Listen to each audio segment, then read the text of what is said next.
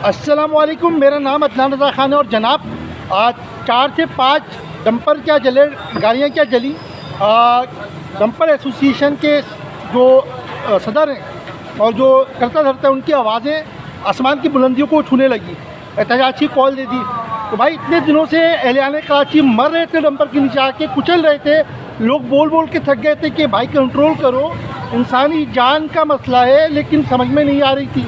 अब जब ये एक्शन लिया गया है आवाम की जानिब से, तो ये आवाज़ें आ रही हैं, यानी कि माल की परवाह है उनको। क्योंकि पहले भी मैं ये वीडियो बना चुका हूँ कि एक गाड़ी करोड़ों रुपए की होती है, सही है, लेकिन इंसानी जान की परवाह नहीं है।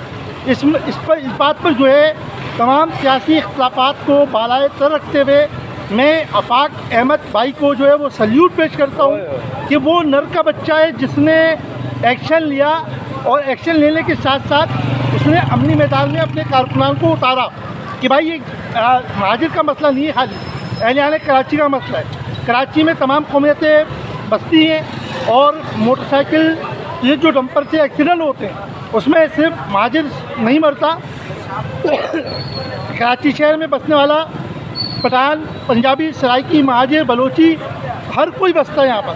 तो इस बात पे आफाक अहमद भाई के लिए सल्यूट बनता है, कम से कम जो है उन्होंने यह एक्शन लिया। एक आवाज़ और भी आई थी मुनीम जफ़र भाई की, लेकिन उन्होंने अपने कारकुनान को जो है वो रोड पर लेके नहीं आए, तो उनको भी रोड पे लेके आना चाहिए था। क्योंकि शहर कराची का मसला, शहर कराची जो एक माशी हब है, माशी हब को जो आप नुकसान पहुँचाएँगे किसी भी सूरत, तो वो काबिल कबूल नहीं है। इतना सा पैगाम है। जज़ाकल्लाह, अल्लाह हाफ़िज़।